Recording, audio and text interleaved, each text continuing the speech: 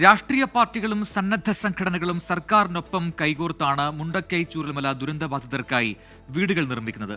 കൽപ്പറ്റ എൽസൺ എസ്റ്റേറ്റിൽ 434 വീടുകളാണ് നിർമ്മിക്കുന്നത്. മുണ്ടക്കൈ ചൂരൽമല ഉരുൾപൊട്ടൽ ദുരന്തത്തിന് ഇരയായവരെ പുനരധിവസിപ്പിക്കാൻ ടൗൺഷിപ്പ് ഒരുങ്ങുകയാണ്. ടൗൺഷിപ്പിൽ വീടുകൾക്ക് പുറമെ ആരോഗ്യ കേന്ദ്രം, മാർക്കറ്റ്, അങ്കണവാടി, കമ്മ്യൂണിറ്റി സെന്റർ തുടങ്ങിയ സൗകര്യങ്ങളുമുണ്ടാകും.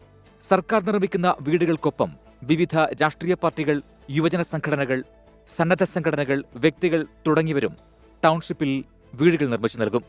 രാഹുൽ ഗാന്ധിയാണ് ആദ്യം വീടുകൾ പ്രഖ്യാപിച്ചത്.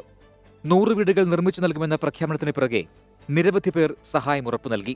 രാഹുൽ ഗാന്ധി പ്രഖ്യാപിച്ച വീടുകൾ കോൺഗ്രസ് സംസ്ഥാന കമ്മിറ്റിയുടെ നേതൃത്വത്തിലാണ് നിർമ്മിക്കുക. 100 വീടുകൾ നിർമ്മിച്ചു നൽകുമെന്നാണ് കർണാടക സർക്കാരിന്റെ വാഗ്ദാനം. വിദ്യാർത്ഥികളുടെയും അധ്യാപകരുടെയും നേതൃത്വത്തിൽ നാഷണൽ സർവീസ് സ്കീം 150 വീടുകൾ കെട്ടിപ്പൊക്കും. ആക്രി പെറുക്കിവിറ്റ് പണം കണ്ടെത്തിയ ഡിവൈഎഫ്ഐ 100 വീടുകൾ നിർമ്മിക്കുമെന്നാണ് പ്രഖ്യാപിച്ചിരിക്കുന്നത്. യൂത്ത് കോൺഗ്രസ് 30 വീടുകളും നിർമ്മിച്ചു നൽകും.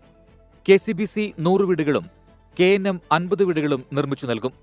Gokulam group of companies chairman Gokulam Gopalan 25 വീടുകൾ നിർമ്മിച്ചു നൽകും.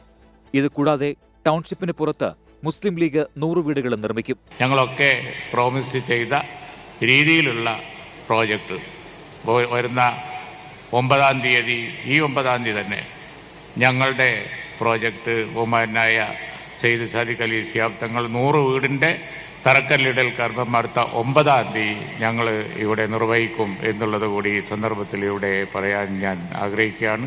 ദുരന്തബാധിതരെ സഹായിക്കാനായി സമഗ്ര പദ്ധതിയാണ് 24 നടത്തുന്നത്. 24 കണക്റ്റുമായി ചേർന്നാണ് സഹായം ഉറപ്പാക്കുന്നത്. 24 വയനാട്.